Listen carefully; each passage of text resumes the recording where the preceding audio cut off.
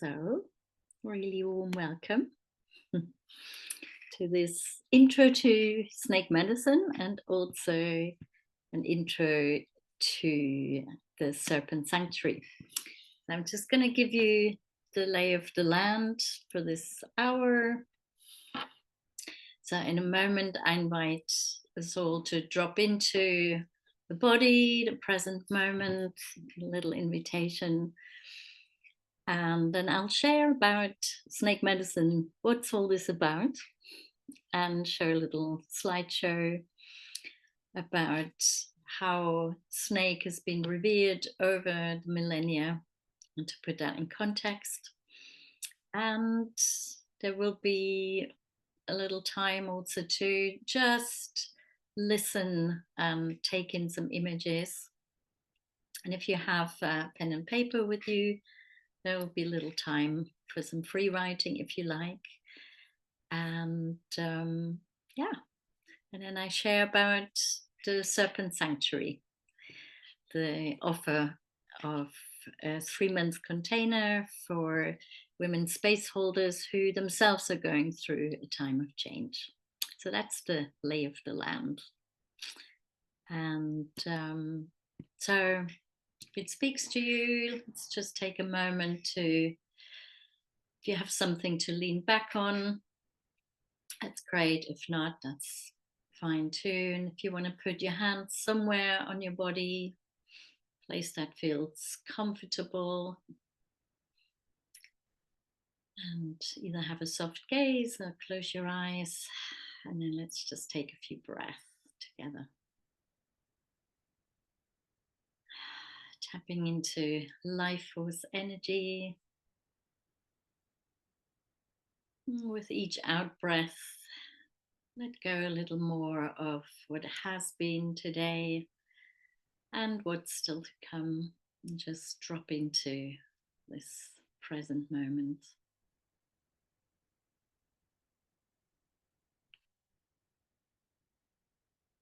Maybe you feel your sit bones, maybe you feel your back. See whether you can just allow yourself to settle, like gathering yourself in. And then, yeah, just feel what would be nice to give yourself and your body. Maybe it's just a little shaking out or a hug, whatever it is. Just take a moment. Yeah,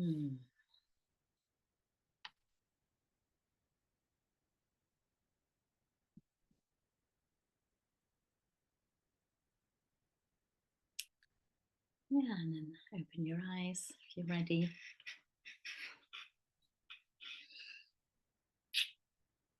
So, warm welcome again.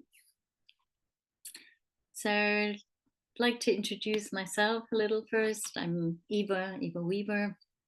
I live in Saltine, Brighton, in my house Phoenix Nest. And the path of the snake has been very serpentine indeed. So, in terms of my work, I've worn many different hats throughout my life. Starting with art therapy, I worked in mental health for 10 years. Worked as a performance artist, created performance pieces, and also been a writer. So creativity was an important part of my life. And at some point, I entered the area of conscious sexuality and trained as a sexological body worker. And shamanism has been with me for a long, long time. It's really my spiritual practice. And so I mention those areas of work because for me this is all connected with snake medicine. By snake medicine I mean what we can learn from the actual snakes and also from the symbolism of the great serpent, as serpent has been revered around the globe. And those areas are connected with sensuality, sexuality, creativity, with creating boundaries, but also, of course, the theme of regeneration, shedding, and the big cycles of life and death. And so, really, over the years, what I learned is that my passion is about supporting people in times of transition through what we can call rites of passage. So, to create containers where people really can drop in and do some of this shedding, this deep letting go, and stepping into the new. Could be also practices like firewalking. I was trained some years ago, and that's a practice I also offer. But back to the snakes, and yeah, so my journey with the snakes, it's been a long time. Um, Certainly in this life, if you believe in past lives, I do believe I have a very long connection with snakes that reaches far back. But in this life, yeah, I as a child I was very fascinated by snakes, whether that's through dreams or seeing them in the zoo. I remember seeing a boa for the first time, and I couldn't quite believe that that's real. That incredible patterning they have and the way they were moving. Yeah, even then I thought it had something very captivating and yeah, hypnotic in some ways. And at some point, I was invited to handle a little snake. It was a black snake, and she was called Alchemy. And the moment I had her wrapped around my arm, or maybe it was my upper arm, something really extraordinary happened. I I felt deeply touched. I think I had tears coming, and it was a sense of, oh, I know this, and this is beautiful. It felt very sensual, very visceral, and almost like something was transmitted there. And I think this was a really important part of, yeah, my love for the snakes. Um, and then as a young woman, I came across this image as part of a women's workshop.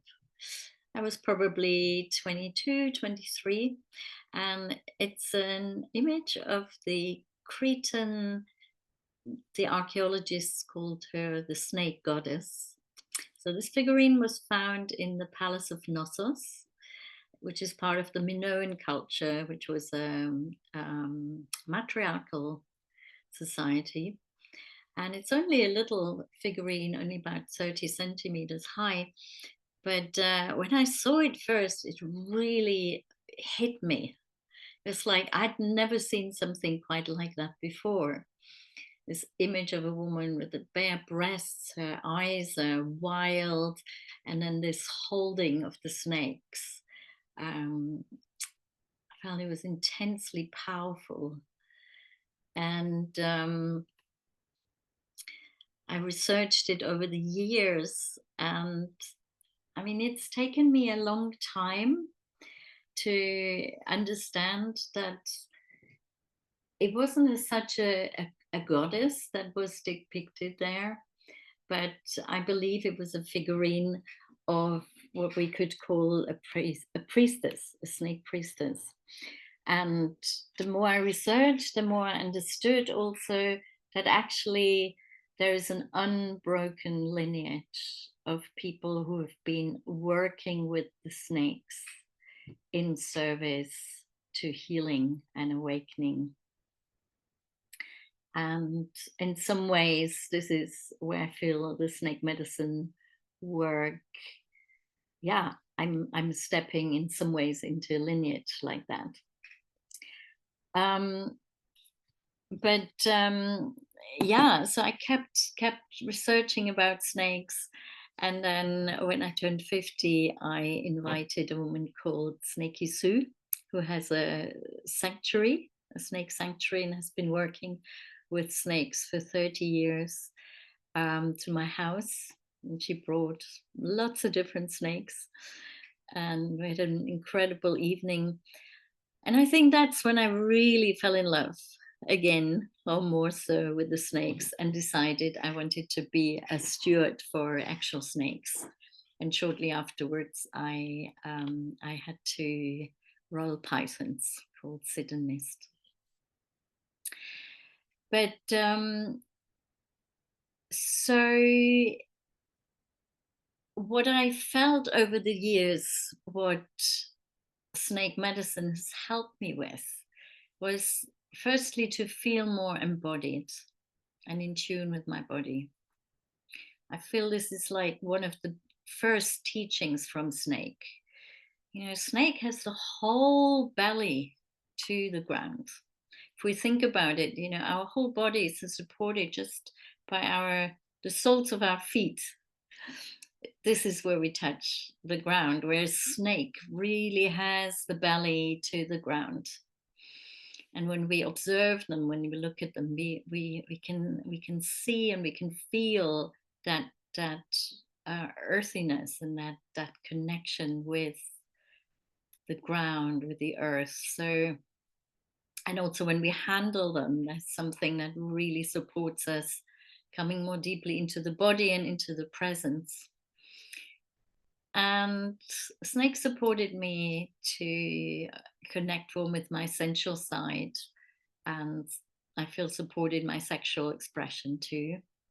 Opened me more to intuition, and all in all, to be more in touch with the mystery and the wonder of life. And maybe one of the biggest pieces for me about snake medicine is this becoming more okay with the nature of change. Because we know the one certainty we have in life is that everything changes all the time, and that we are embedded in all of these cycles of birth, becoming, and death, and rebirth and regeneration. And having been with Sid and Mist for years, and seeing them go through the shedding cycle, there's really been something about, yeah, really embracing that more in my life. So, but I'm already talking about snake medicine as if it's something you know what it is. I'm aware sometimes people say, "Oh, is it like Cambo? Is it like, do you work with the snake poison?" So, like I mentioned initially, it's for me, snake medicine is, first of all, everything we can learn from the actual snakes. When I say learn, this could be observing, reading about them, being in their presence, handling them. Yeah, we can learn about their cycles, their life cycles, the shedding, you know, how they hunt, how they eat, how they digest, how they protect their territory. So there's so much in that. So that's the one area, the actual snakes. And then really tapping into, we could call the great snake or the serpent, as serpent has been revered for millennia, really all over the globe. So there have been temples in which snakes been revered in Egypt, many African countries, China, India, the Americas, and Europe, and many traditions where priestesses were working with the snakes. There's still temples today. I know in India, particular to the cobra, um, but also um, in Nigeria, where the python is really revered. And we could say that the first hospitals of were actually the Greek Hellenic Asclepions. Those were temples dedicated to the demigod Asclepion, and people who were in need for some healing, whether that was physical, mental, spiritual, would come to these temples to first of all have catharsis, as it was called. So these were rituals of cleansing, including water, maybe diet as well. But then the core of the healing was people going into the inner chamber, which was called the incubation chamber. And they would dream there in the dark, in community, in the presence of non-venomous snakes, the Asclepian snakes. I mean, I heard that first, that really, really touched me. This combination, of the healing happening in a communal space, in a sacred space, through dreaming, and in the presence of the snakes. So snake medicine for me is a lot about reclaiming this ancient wisdom and working with it and translating it for our times. So I wanted to share a few slides with you as well. Do that.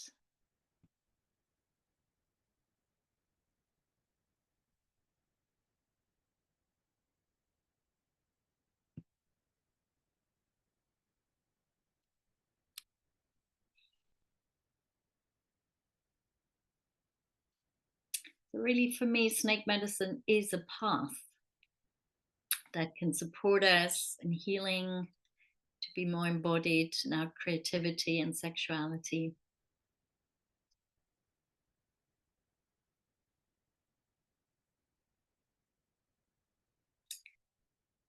Shed what no longer serves you and receive the goodness that is aching to find you. This is an image of my beloved snake Mist, who sadly passed, but who I feel is still, very present for me. So, as I mentioned, the one of the most well-known aspects of snake is that of snake shedding, which connects us with transformation and regeneration.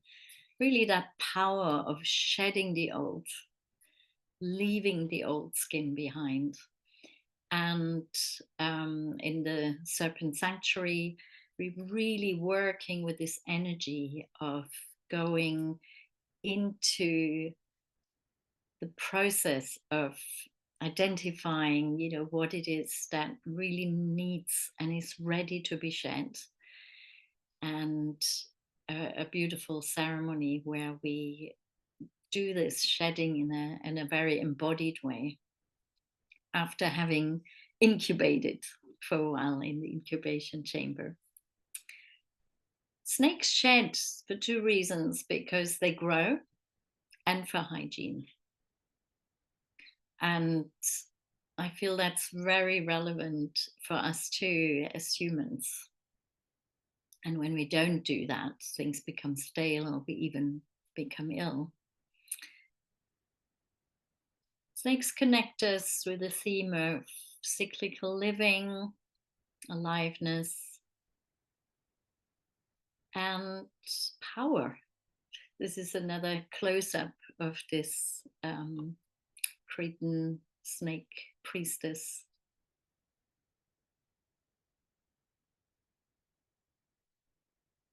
When snakes protect the territory, they do this in a very embodied way. So they rise up usually to the eye level. They make themselves bigger, they're upright, they might hiss, they might make sounds. And again, there is a way that we can tap into this energy and be supported in our own lives to learn to be not only discerning, but when we have to set boundaries, to do that in an embodied way. These are some images from Nigeria. Again, we can see the connection and the power of snakes here. And then, as I mentioned, this ancient connection between snake and sensuality and sexuality. And of course, we know that snake and the serpent has been demonized once monotheistic religions appeared. And I feel very much this journey of snake and sexuality, particular women's sexuality, has been going hand in hand with the demonization of snake.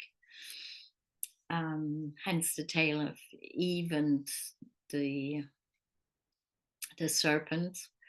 And also this sense of, as we're reclaiming our lives and our sensuality and sexuality, so we can reclaim snake as well. And snake to be restored to, its original place.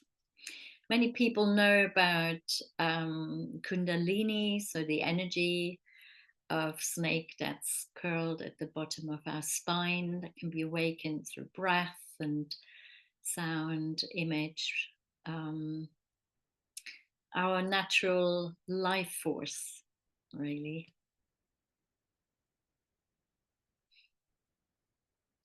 And of course, snakes found its way into art in many ways. It's an image of a woman called Melissa Shimana, who works very much with the imagery of snake and bee. So my two snakes sit in mist. And then, as I mentioned, for ancient times, snake always has been connected with healing.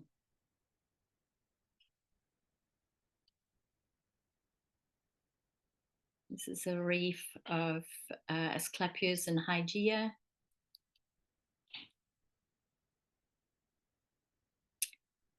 And creativity, when we look at creation myths all over the globe, very often we find snake there. For instance, in the Aboriginal creation myth of the rainbow serpent. Also, I feel we can learn so much from the cycles of snake for our own creative cycles.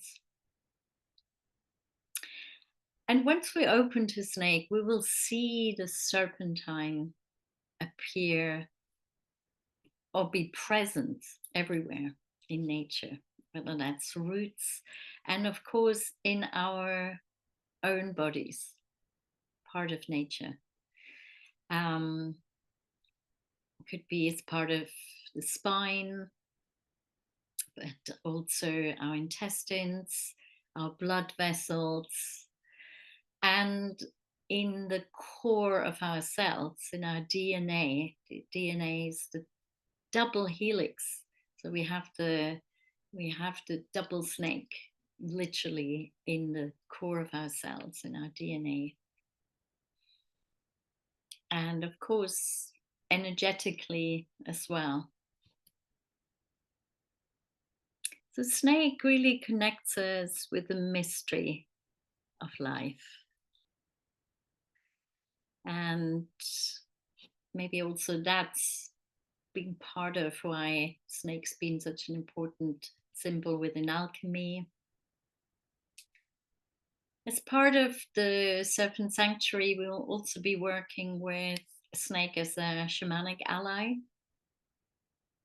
And again, we have shamanic traditions all over the globe where snake has been hugely important. Snake as an ally, whether that's in the Amazon or in African cultures.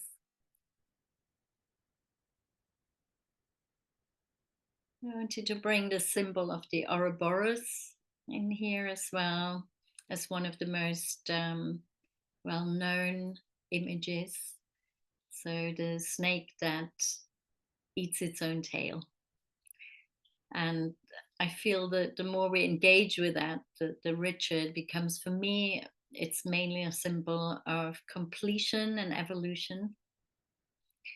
And this point where tail and mouth meet, every ending can spark a new beginning as well, and can remind us of the importance of closure, the importance of really ending and completing so that something new can emerge. And snake for me also transcends dualities and polarities. So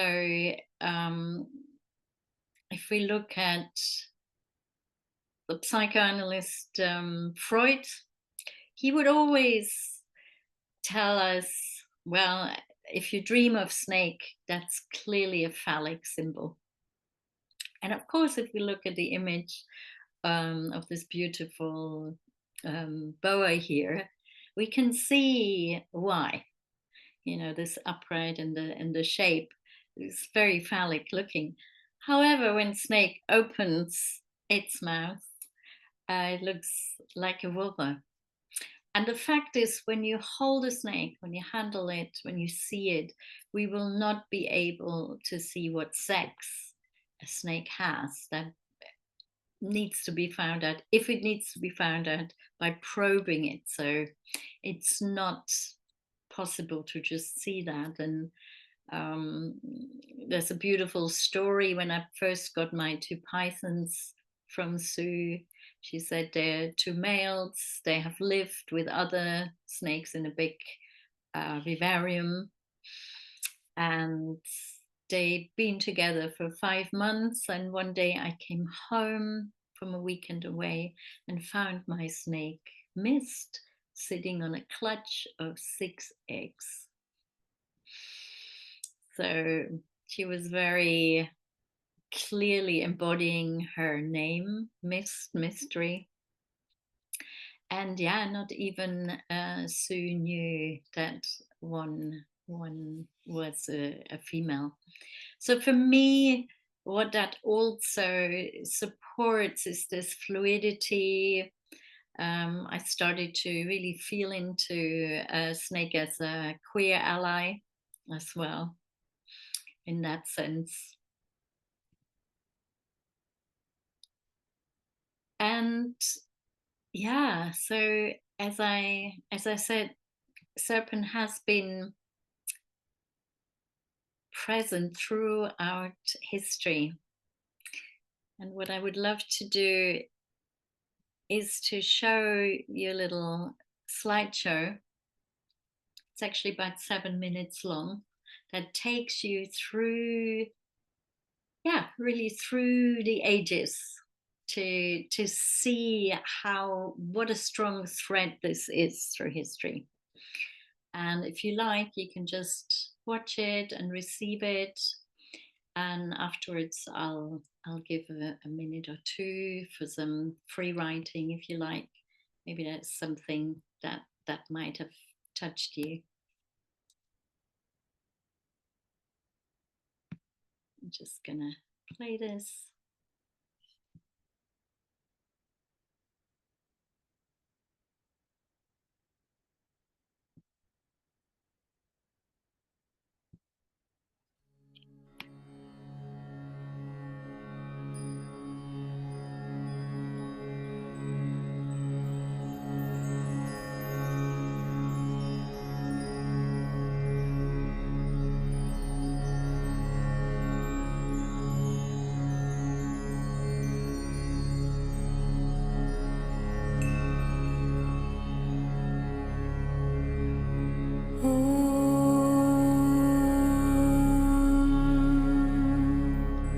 Sachidananda Parabrahma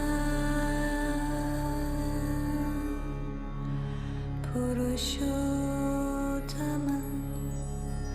Paramatma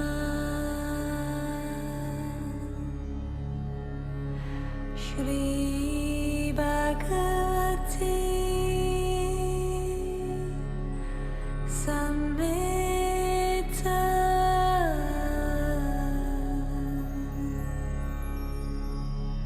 Shri Bhagavate Namaha.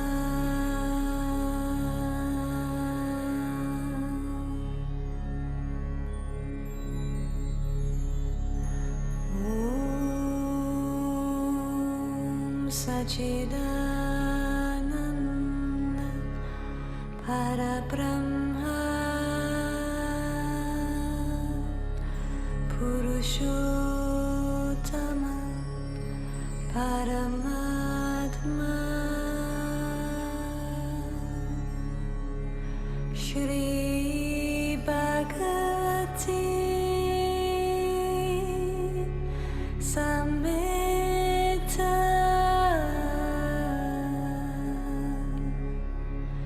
Shri Bhagavate Namaha.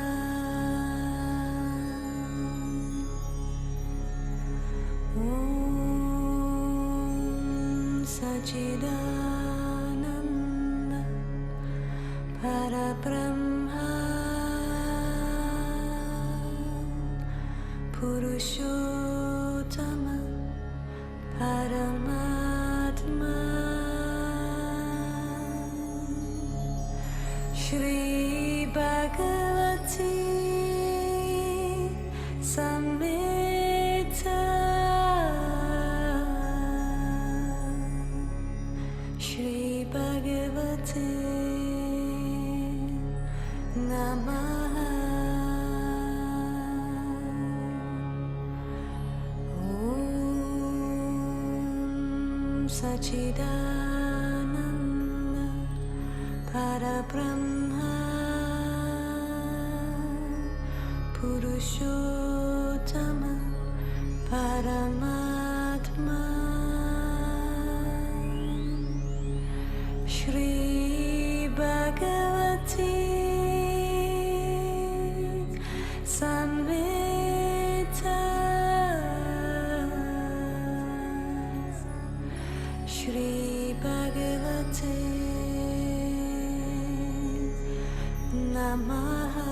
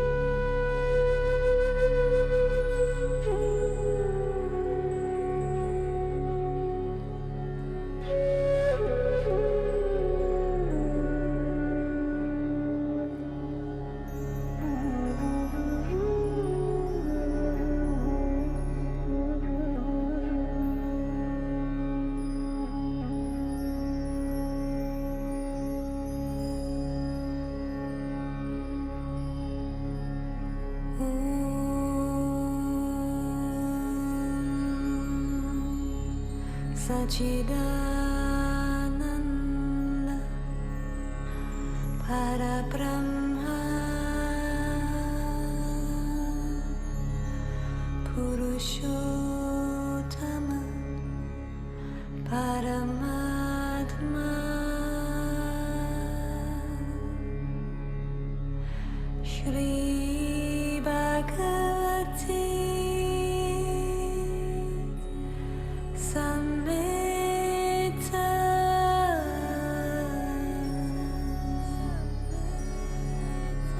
Shri Bhagavate Namaha.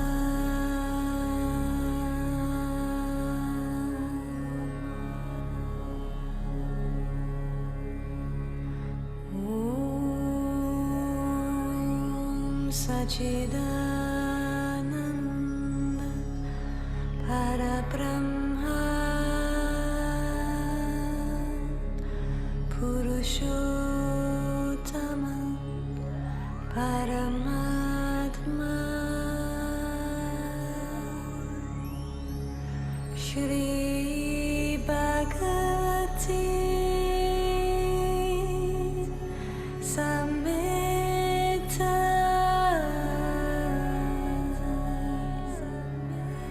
Shri Bhagavate Namaha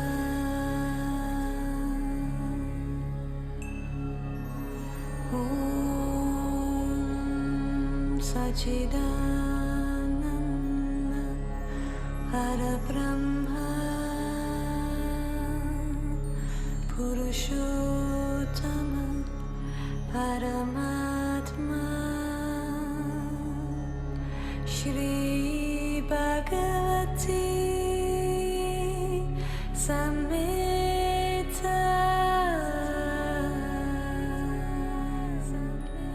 Shri Bhagavate Namaha Om Sachidananda Parabrahma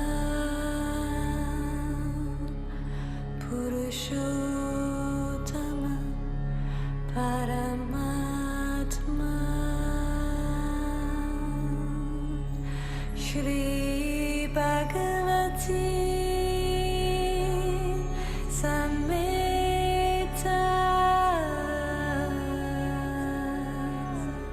Shri Bhagavate Namaha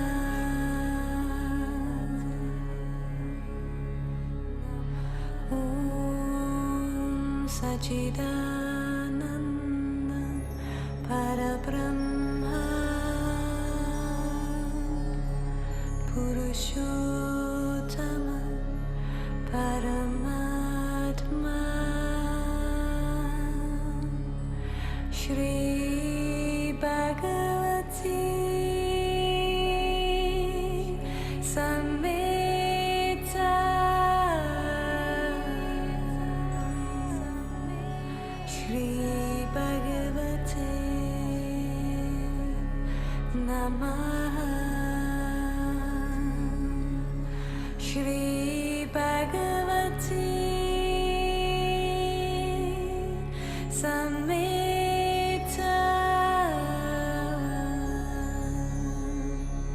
Shri Bhagavate Namaha.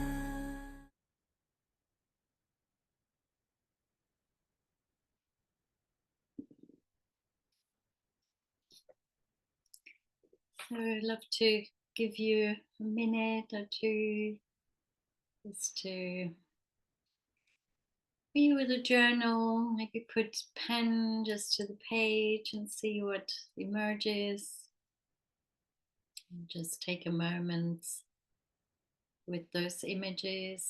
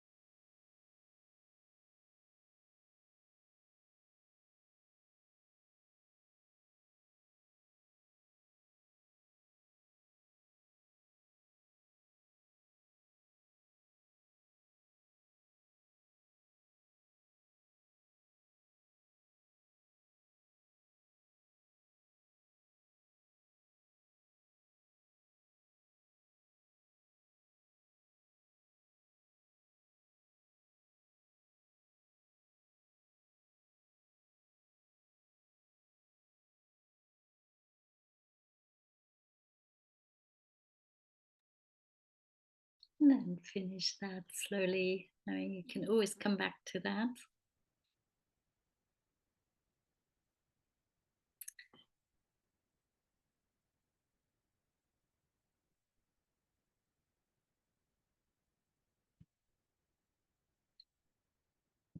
And so I'd like to share a bit more about the Serpent Sanctuary, my beautiful 3 months program. I called it Holding Those Who Hold Others. And it's a beautiful container that supports women, non binary folks, and genderqueer people who are space holders themselves and who are going through a time of change. And we'll be working with the wisdom and power of snake medicine. And we actually begin on the 23rd, and it will be on Thursdays in the middle of the day between 12 and 2 UK time. And so, what will happen in the sanctuary? We'll be really working with Serpent's invitation. One is to cultivate what we call sacred rest, which can be such a challenge for many of us who are space holders. The invitation to create powerful boundaries and being discerning around our energy and what's precious to us. We begin with cultivating deep embodiment and a strong grounding. Then Serpent's invitation to activate and embrace pleasure, our sensuality and sexuality. So important to have that connection with our juicy energy, shedding not just what doesn't serve us in a bigger way, but that invitation to be flexible and agile and shed rigidity, and to practice compassion. And the beauty for me about this container is that we're working with these circles of support. So we are held within a circle. I, as a facilitator, hold you, but we're also held as a group and held by the teachings and the energy of Serpent. So I just tell you a bit about the journey. I see this very much as a journey through 6 strong 2-hour sessions, and between them will be integration sessions. But so we'll begin with this theme of deep embodiment, rooting, sacred rest. Also exploring what stands in the way and how we can cultivate that. And then in the second session, the big theme of resourcing. How as space holders, as facilitators, can we resource ourselves? And if we've gone away from our source, how can we return to our source, to nourishment? And also, how can we embrace pleasure as a way of nourishment and resource? And in our third session, this is where we will metaphorically enter the incubation chamber that I introduced earlier on. So it's this invitation to really go inside and to dream in the dark, to review where we're at, and to become very clear about what it is that doesn't serve any longer, and also what is ready to be shed. So it's a period of being in that incubation and really digging deep into that. And then in the fourth session, we will create together a beautiful embodied ritual, a rite of passage, really entering deeply into this mystery of shedding.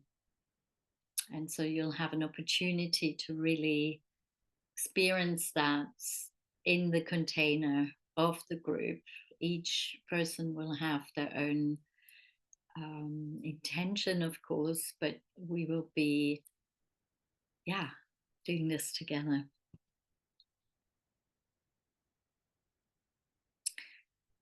And then the journey is about embracing that change, starting to really inhabit our new skin, to anchoring the change, and also to see what needs changing now in our lives. So to cultivate discernment, to set boundaries, and to begin to vision the future.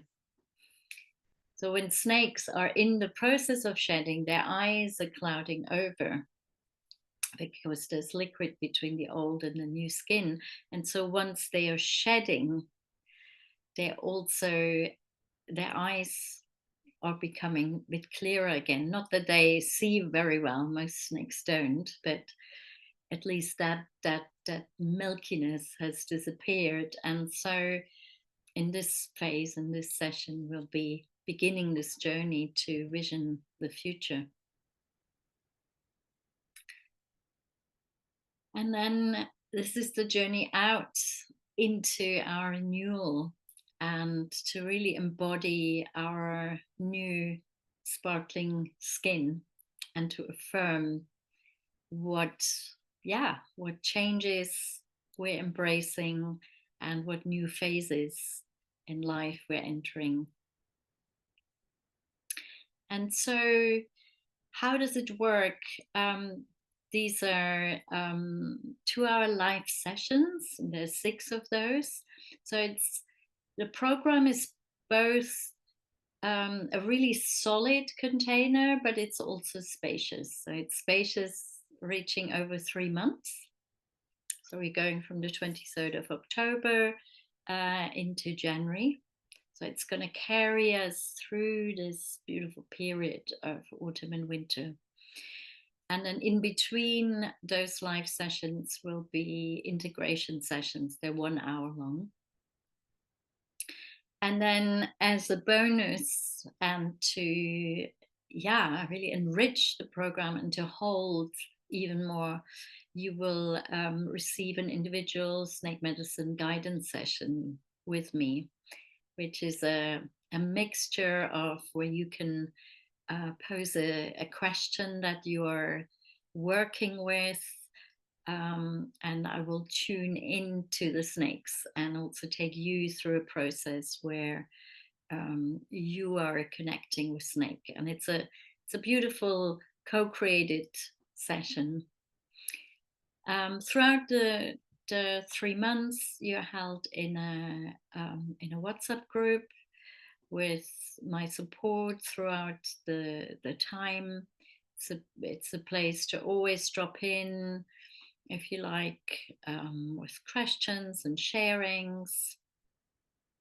And then you have access to a platform, so all sessions are recorded. You can download them, and there will be many practices. The 2-hour sessions will always be a mix of some teachings, but at the core of it will always be embodied practices, heart sharing circles, deep meditations that I created that are drawing from snake medicine in relation to the themes I mentioned. You'll have a beautiful guidebook. Every week you'll get a book that adds up. Like I mentioned, we'll be doing ceremony and ritual together, and you'll be working with snake as a shamanic ally. You'll have access to the recording. Many people say all through life, as long as the platform lasts. So I won't be taking it down. And you can also, download them for yourself and have them forever. And then I have a really special bonus for this program. Claire Le Carpentier will come on board our beautiful sanctuary. She's a business coach, shamanic practitioner, and a human design expert. And we'll have one group session with her, and you will get one individual session with Claire where you can explore your own unique human design profile and receive a report. It's an image of Claire. And so what are the benefits of the sanctuary? What's so precious for me and what I've heard from so many space holders is these circles of support. So from the experience of the first round of the Serpent Sanctuary, the feedback was that it was such a beautifully supportive space. So you will feel supported, nourished, and held in a delicious community of really fellow facilitators, as you yourself navigate the change and the others do. So it's a beautiful field that's created there. And you will receive guidance and wisdom from the snakes and through these snake medicine practices, and to implement them in your everyday life. For me, that's really important. Any spiritual practices I do, whether it's shamanic or oracular practice, for me, what's really important is, how they can support us in our everyday life. And of course, it's a space where you can connect or reconnect with your own inner medicine and your wisdom and your resources while being inspired by others. You can dive into addressing and shedding what doesn't serve you anymore and anchor new patterns of discernment, pleasure, setting healthy boundaries, and cultivating sacred rest. I feel this keeps coming back from the snakes again and again, this sense of, cultivating rest, acknowledging these cycles of life. It's really a space to support your resource, incubate new ideas, shed old skin. The program, the regular price is 1111. That includes everything, including the one-to-one session with me and with Claire, all the group sessions. And I offer payment plans over those 3 months. And a very special early bird price is 888. So if you want to come on board, this will end on the 11th. And if it speaks to you, I would love to have you on board. And I'm always happy to jump on a call or if you have any questions. And happy to move into a Q&A in a moment. I'm going to stop recording. And thank you. If you want to reach out to me, either through my website, evaweaver.com, or my email info@evaweaver.com.